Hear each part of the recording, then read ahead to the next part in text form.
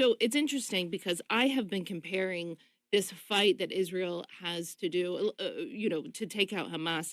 A lot of people have been talking about it as Israel's 9/11, which is, of course, I think an appropriate way to look at it. But as I've been arguing, it's much more similar to the fight against ISIS that we had in 2016, 2017.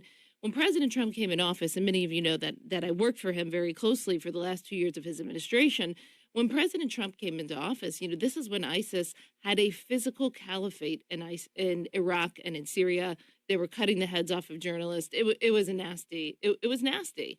And President Trump had to unleash the military in order to destroy the physical caliphate, which we did. I think that that's a much more similar, similar place to where Israel is right now. You're never going to stamp out an ideology, but they have to stamp out this physical caliphate, so to speak, that Hamas has in Gaza.